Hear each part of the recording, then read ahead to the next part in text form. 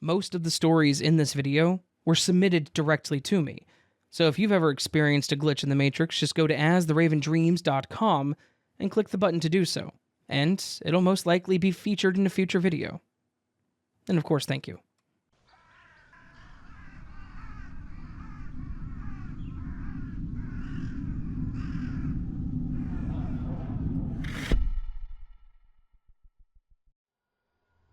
I have a story that I guess is a glitch, but to me at the time it was just a really strange and terrifying thing that happened. It happened way before I knew what a glitch in the Matrix was, and before anyone had ever thought of the term simulation theory. But looking at it now, the only thing that makes it make sense is that something happened like a glitch. For some obvious disclaimers, I am healthy, was healthy at the time, wasn't drunk or on drugs, and this is the only time something like this has ever happened. I never mentioned it to anyone else at the time, because it happened and that was it. Nothing ever came of it, or anything like that. When this happened, I was a freshman in high school, so that would have made me about 15, I think. And this would also put the story back in the early 80s.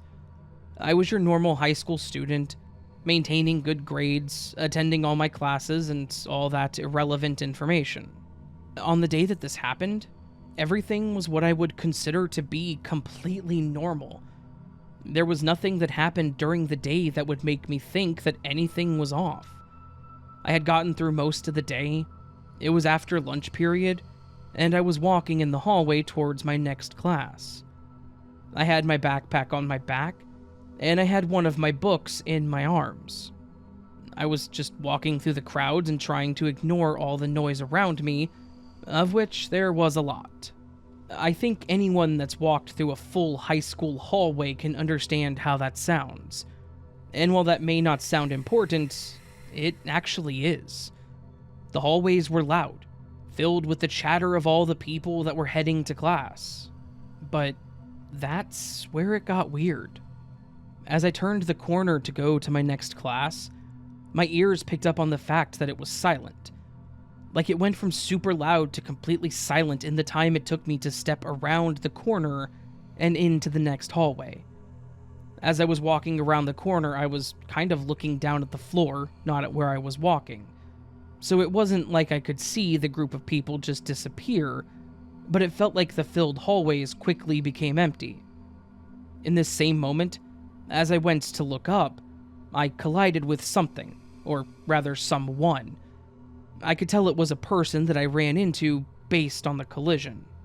I fell to the ground and blinked, and when I went to stand up, I realized I wasn't in the hallway anymore. I was sitting on the floor of my living room.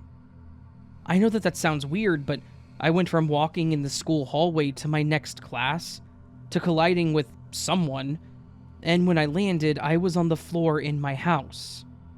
I had actually collided with someone. It was actually my mother that I ran into. She asked if I was okay and helped me up, but as soon as she saw that I was okay, she started asking me what happened and how I didn't see her walking into the room. I just shook my head and told her that I wasn't paying attention. But the whole time that I was talking to her, my head was spinning, trying to piece together how I was at home. She finished up her small lecture by telling me to pay more attention to what's in front of me and saying that I needed to go get dressed or else I would be late for school. Sure enough, I was still in my pajamas. And it was morning, based on the clock on the oven. I went to my room and got dressed and just kind of sat there like, what in the name of God just happened? How did I end up at home? And that was kind of it. I got ready for school and I left as normal. The lessons when I got to school weren't repeats, so it wasn't like I had repeated the day or anything like that. It was more like I went from mid-afternoon on one day to morning on the next in the time it took me to run into someone and fall down. I don't know how, I don't know why, and I kind of just took it to be what it was. It's one of those events that I have never forgotten, but I decided that I had to just accept that sometimes things happen that we honestly cannot explain.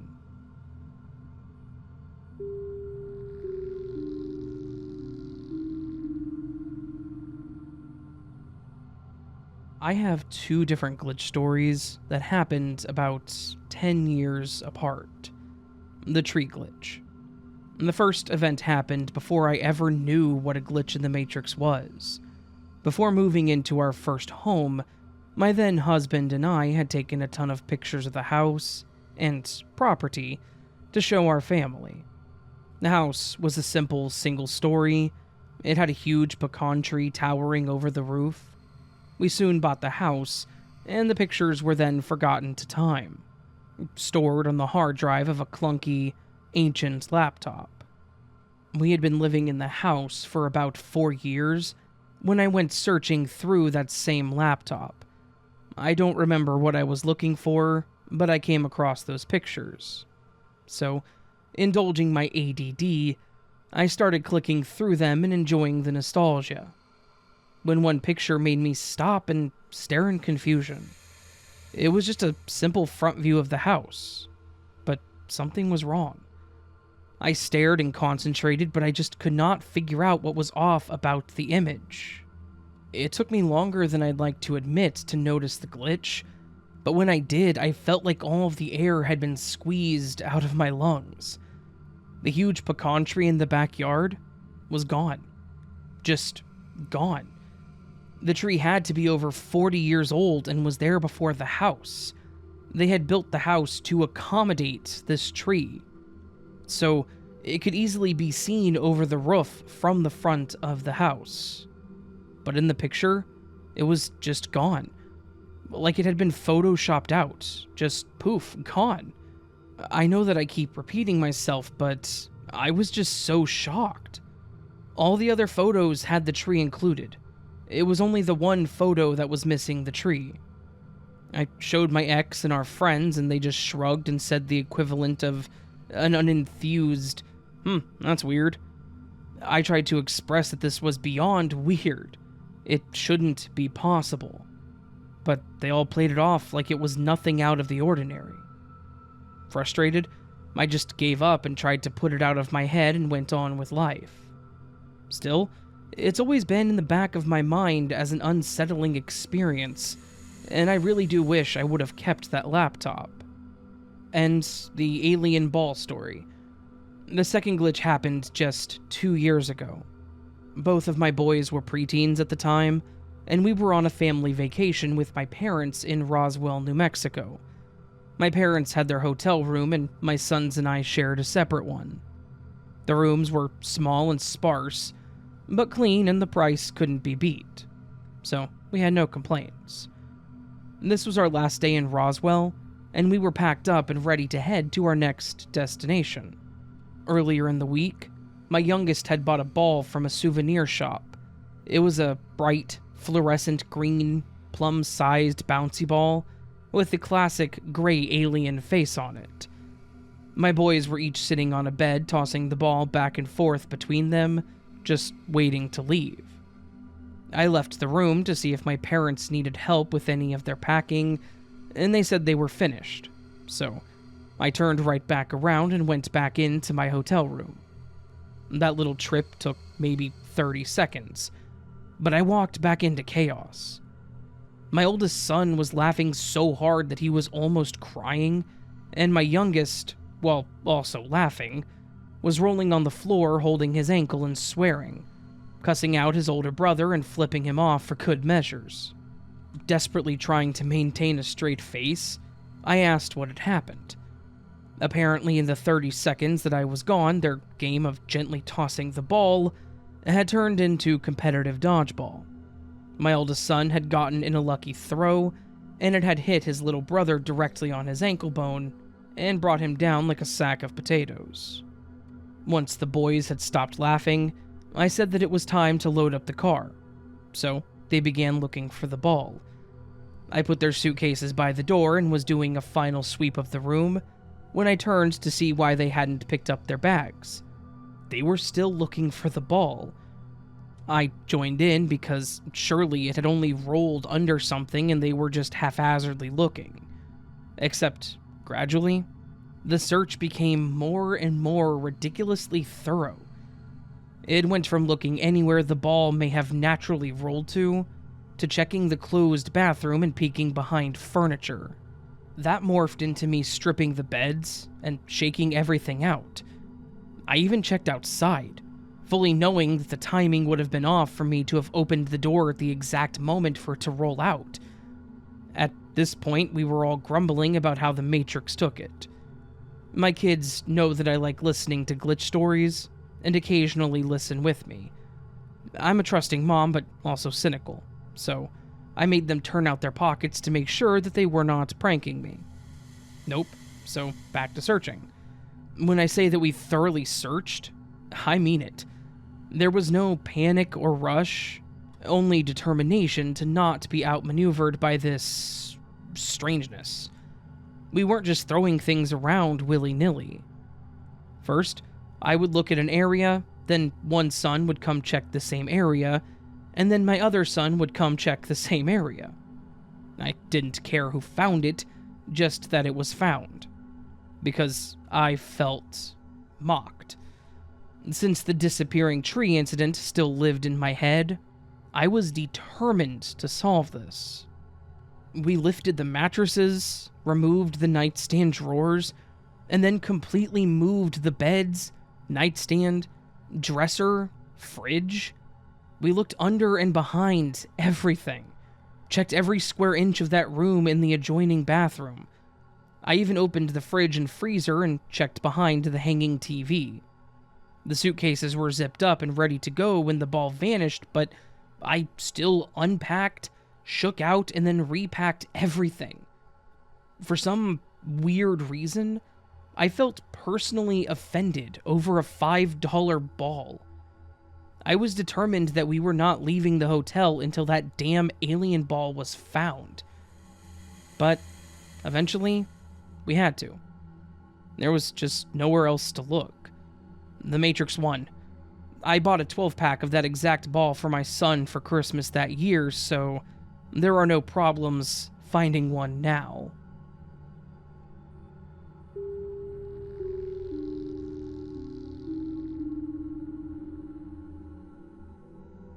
I have an ongoing saying that I fear nothing because I'm raising a teenager. This is mainly true except for maybe being invisible to them for no explainable reason, and that brings me to the glitch that 4 of us experienced one breezy full moon night in the deep south. I've submitted a story before about living in a constant glitch. I guess the Matrix people decided that that wasn't enough and wanted to amp things up a bit. My son had a friend over for the weekend, and after raiding the fridge, the 2 teenagers tackled a video game and, of course, blasted their music while laughing and talking about things that teens talk about these days. During this time, my fiancé and I binged watch our favorite shows for a while, and then decided to go out on the front deck for some fresh air.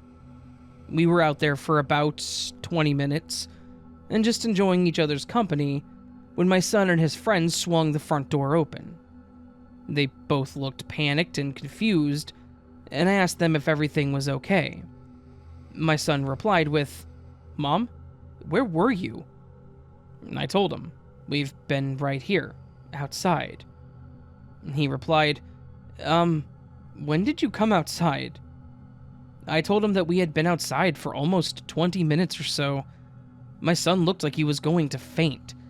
He looked over at his friend, and his friend was noticeably speechless. His friend managed to utter the words, "But we were just..." My son finished his sentence. "Mom, we were just out here looking for you and no one was out here." I instantly got chills up my spine. The look in my son's eye told me that he was not kidding. His friend chimed in saying, "That is so weird, bro." My fiancé and I just stared at each other, knowing that we had not seen anyone outside, nor did we hear anyone for the last half hour. To this day, I cannot explain what happened. Either my son and his friends were invisible, or my fiancé and I were invisible. Or The Matrix enjoys giving me constant anxiety with these glitches. None of us talked about what happened after that night, but I do think about it quite often. There are so many things that have unexplainably happened to so many people. They can't all be coincidences or exaggeration. There was no way that we could have exaggerated that experience. We were genuinely invisible that night, somewhere in a different time dimension, I guess. But what do you all think?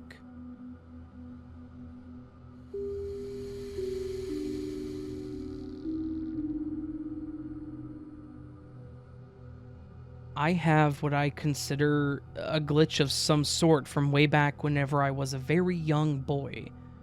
This was a long time ago, and I'm not going to get into the actual numbers of how old I was. I will just say that this was a very different time than what we're in now. I was in elementary school, and to put it delicately, I was of a different skin color than most of the people that went to this school. And because of that, I was quite frequently picked on or bullied by some of the kids in my class. For the most part, I could handle it. My parents always gave me the be better than them speech and told me that I couldn't retaliate. But there were these two boys in particular that were absolutely nasty to me. I won't name them here because they don't deserve to have their names even listed in this story, but I'll call them T and M. T and M were the two biggest boys in class. Both of them were overweight big, not like muscles big. Of course, this was elementary school, so it's not like anyone really had much of a build to them. They seemed to latch on to the fact that they could bully me and get away with it for the most part, so that's exactly what they did. And they did it frequently. I was usually pretty good about looking over my shoulder and avoiding them, but I can't even begin to tell you how often they would find me when I was trying to stay away from them. Anyways, this isn't really about them being bullies. This is about the one time that something strange that I can't explain happened to me, and it's actually what seemed to stop their bullying. In this particular instance, I had gone to the restroom as I normally would, and of course, while I was doing what I needed to do, both T and M walked in together.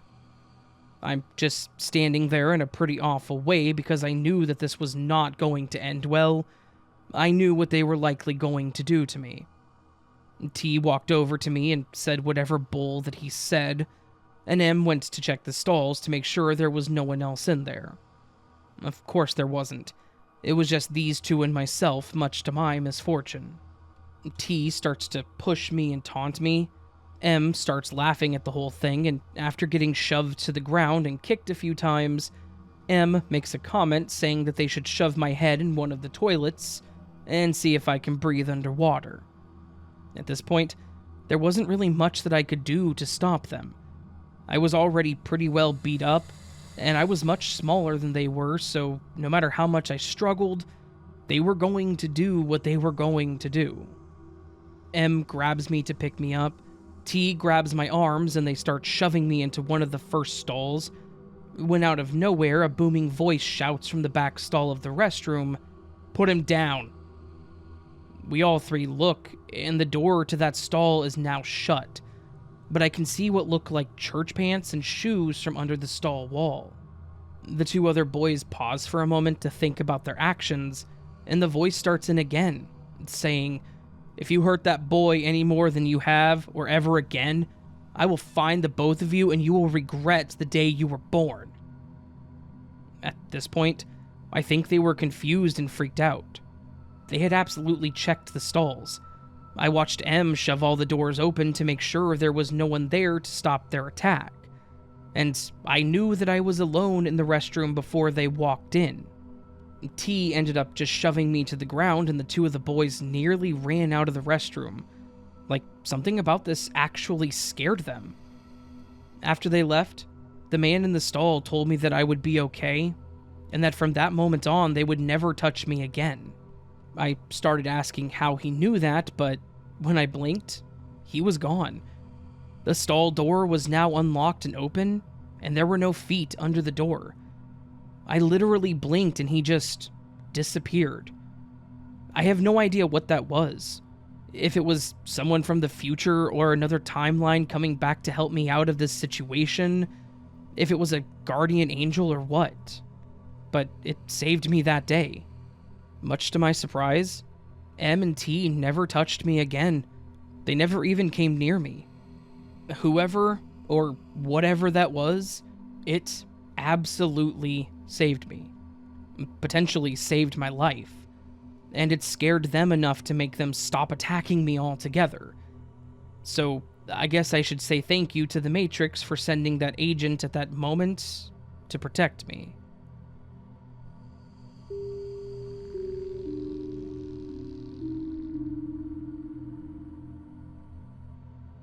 This is pretty lengthy, and I do apologize. But my second incident is pretty unique as far as I know. Also, I didn't include any names, so I just refer to my brother as Bro. The first incident I'm going to share happened around 2012 or 2013. I was sitting at my brother's house, with whom I no longer associate for reasons unrelated to the story, but I digress. I was with my then sister-in-law, chatting and waiting for my bro to get home from work. About a half hour before the time he would normally get home, he pulls up in front of the house. They didn't have a driveway in front, so he parked in the road directly in front of the house. I was sitting opposite the big bay window they had in their front room, so I had a clear view of his car. Also, the windows on either side of the bay window were open as it was a nice day, so I heard him pull up as well. His car had a very distinct sound. At that time, they had a Pekingese dog, and every day, that dear soul would be so excited when Bro got home from work. He would start out by jumping up on the couch, which sat directly underneath the above-mentioned bay window, wagging his tail excitedly and giving the occasional happy yip that dogs do when their owners return home. The little dog jumped up and started his happy dance, indicating that my bro was home at the same time that I heard and saw him pull up. I said to my sister-in-law, Bro is home early. I then watched my brother open the car door. Then I saw and heard him close the car door and proceed to walk up the short path to their front door. Simultaneously, the dog jumped off the couch and ran to the door in anticipation. Well, we waited. And waited. And waited some more. He did not open the door to come in, so my sister-in-law got up and headed towards the door to see what the holdup was, because the poor little dog was going bonkers at this point. At that same time, I looked out the window and his car was gone. Now, if he had decided to get back in his car and drive off, we would have heard his car door, and the very distinct sound of his motor/exhaust.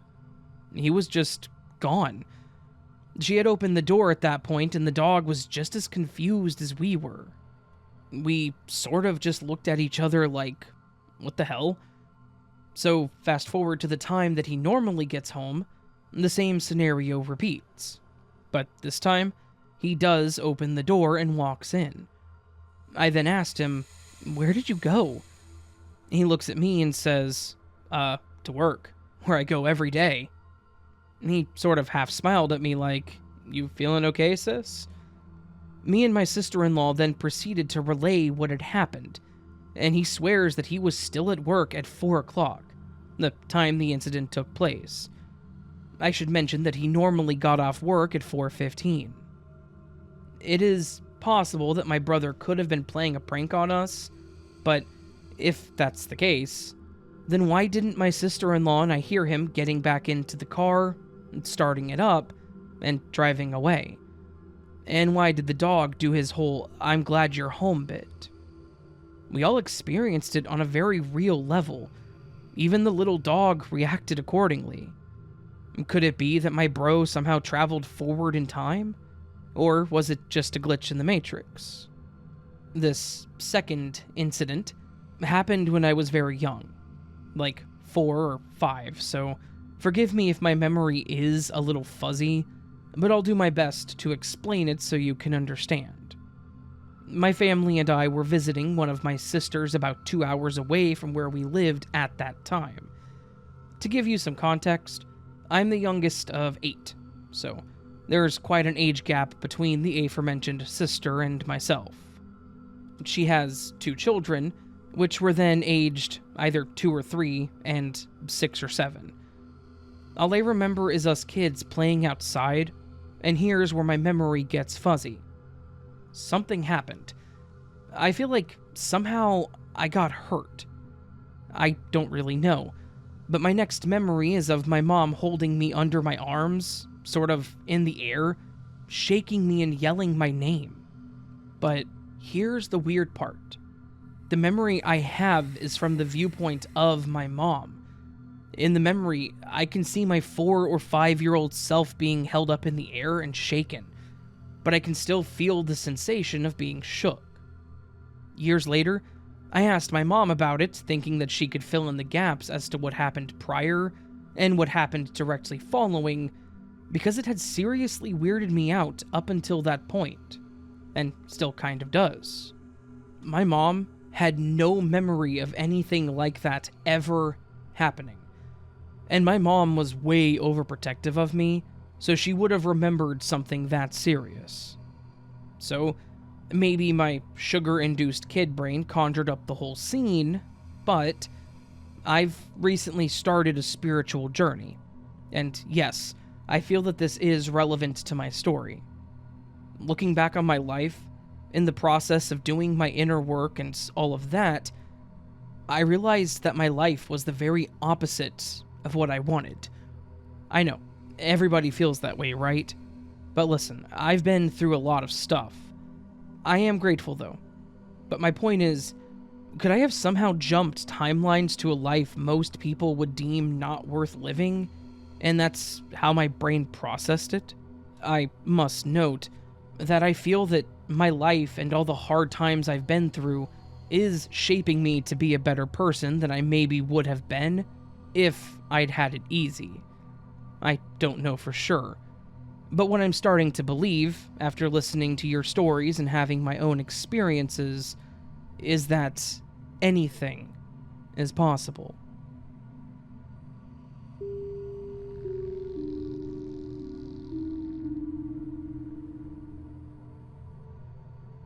I moved to Norway some years back after marrying my husband who lived here. Back in the day, we didn't have much to our names, save for our actual names, and living with my mother-in-law was a token of that time. Her apartment wasn't large, and was all on one floor. 2 bedrooms, and a bathroom, living room, kitchen, and balcony. Being newlyweds, it felt a little cramped at times, and I was relieved when we got our own place not so long after this event occurred. Although we hadn't found more financial footing quite yet, my husband did have a set of wheels. A 2-seater, a small white Toyota van that was very reliable and took us on many adventures.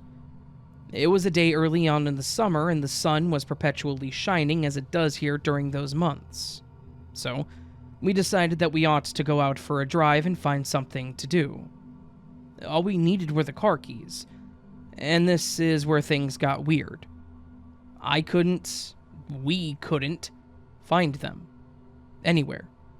The search was superficial at first, checking the dining room table, pants pockets from the day before, and underneath places the keys could have been kicked, but quickly turned into looking in dusty boxes between old legal documents, before unpairing the socks in the dresser to see if they had ended up within them. I felt like I was losing my mind. It wasn't like it had been weeks since we took the car out. At the latest, we had been out the day before with the car. The last place that I decided to check was simply by opening the window facing the front of the apartment building in the kitchen adjacent to the dining room table.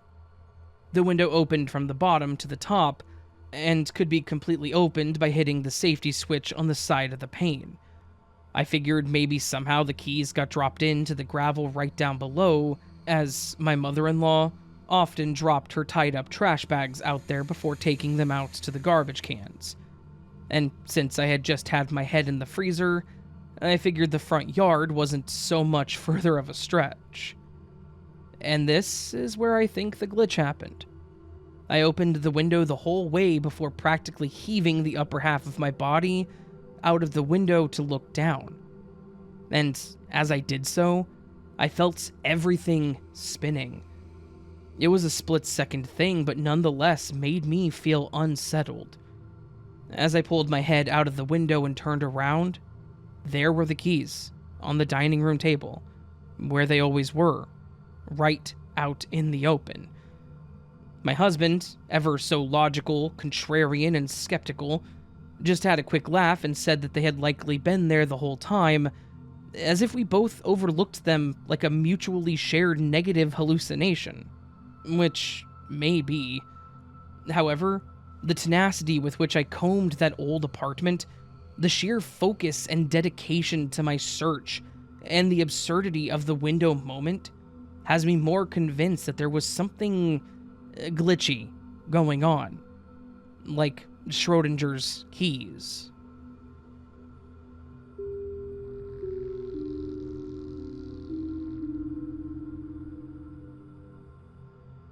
In 1992, I was in my early 20s and had bought a 1986 Camaro. Now, my Camaro was really beat up. It had rust and dents as well as peeling paint. In other words, it was quite unique. None of the hubcaps matched, nor did the tires. I mention these details because it's important to my true story. I was driving to my dad's home on a 2-lane highway when I looked over and a person that looked like me, with my exact car, was driving in the opposite direction. That day, I had my daughter in the back seat, and that mirror image of me and my car also had an exact copy of my kid looking out the back seat window. I felt a cold chill run through my body when I saw that thing that, for all intents and purposes, was me. I'm 51 today, and this incident has never left my memory. I swear on my life that it was me driving back from my father's home. I've had other glitches happen in my life, but this one really scared me.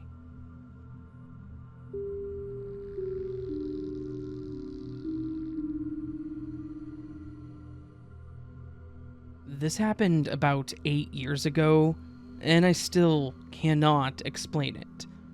Nothing like this has ever happened to me before or since. To put things in perspective, I was living alone in a 3.5 condo at the time, and I like to keep things in order. I rarely lose things because everything has its place. But here's what happened. I returned home very late one night from work, around midnight. I had my glasses on all day at work and was certainly wearing them on my drive home. The next day, I left my glasses at home because I went to the gym and wore my contacts. I also took a taxi somewhere during the afternoon, and then spent the rest of the night at home. Then, the following morning, I woke up, took a shower, and I went to the kitchen to get my glasses. I'm not that much into fashion, so I only have one black purse, and I always used to put it on a small wooden bench in the kitchen. This purse is where my glasses case usually was, but that morning I could not find it. So, I began to look for my glasses everywhere. I flipped my purse upside down and went around every corner of the apartment. I called my work to ask if they were there, even though it was impossible since I came back from work with my car, and I need my glasses to drive. I knew that I left them at home the day after work, but I checked with the taxi company anyways, and even went back to the gym to be sure. Those were $300 glasses. I did not want to lose them. So, after 2 weeks of wearing contacts and searching for my glasses, I came to the sad conclusion that I, somehow, had lost them. I took an appointment to get a new pair since I really liked my old frame. I took the same model, but a slightly different color. cost me another $300. About 6 months later, one evening I go to the kitchen to get something and I see my glasses case on top of everything in my purse. I still don't know why I took a look in my purse at that moment, but a weird feeling came to me. I even thought that case looked very familiar. I couldn't understand why it was there. I took it, sat down, and I opened it, and there they were. My old pair of glasses with the little cleaning tissue, just like they never moved. I sat there for a few minutes, looking at them, completely confused. As I mentioned, I lived alone at the time, and nobody came to my apartment between the time I came home from work and the morning that my glasses disappeared. And anyway, I don't see why someone would pull a joke like that. I ended up selling my new frames to a friend, and I wore my old ones because I preferred the color. 8 years later, and this still freaks me out. I have no clue where my glasses went for a whole 6 months. Maybe it was a glitch in the Matrix.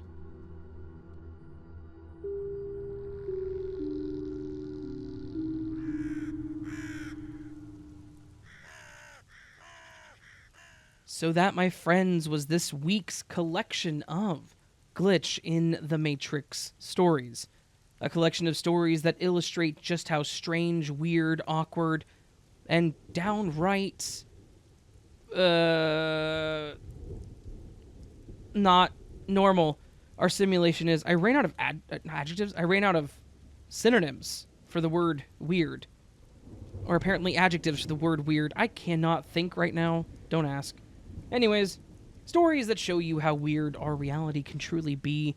Whether it be a simulation or just weird, who knows? It's hard to say, but it is what it is. If you enjoyed these stories, please consider hitting that thumbs up button. If you're new to the channel and liked what you heard and want more content like this, I do glitch stories every week on Monday, sometimes Tuesdays. If things don't go my way on Mondays, is what it is. Consider subscribing to the channel. And there are, other things you can do to support the channel, such as the super thanks down below, joining channel memberships, or Patreon, where you get early access to content like this, so long as I get it up early. And there's one more thing you can do. One more little thing you can do to help the channel out. And that is, leave me a comment. Now, on the word of the... Nope. On the Glitch in the Matrix videos, we do something different with the comments. We do what we call the word of the week. For the word of the week, I give you lovely people a word, and you use the word in a comment and get your comment featured on the screen.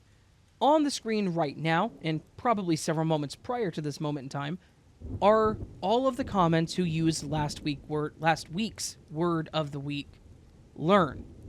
All these people went above and beyond, and this is my manner of thanking them for doing so. To each and every single one of you, thank you so very much for leaving me a comment. Now, this week's word of the week is a 4-letter word, and it starts with the letter M.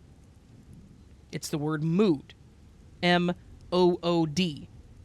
It is a conscious state of mind or predominant emotion, the expression of mood, especially in art or literature, a fit of anger, a prevailing attitude, so forth and so on. It's also the past tense of the sound a cow makes. So, if you would please consider leaving me a comment with the word mood, I will feature you on the next Glitch in the Matrix video, where we do the word of the week. My thoughts are all over the place. I have to go to the restroom really bad. I started this outro, my bladder started hitting me. It's like, you stupid person, you should have gone first, so I gotta go fast. Anyways, friends, that's it for me today. Remember, you are loved, you are important, you are valid, you're the best you that you can be. Never let anyone tell you otherwise or forget it. And, my friends, until I see you next time, much love and sleep well.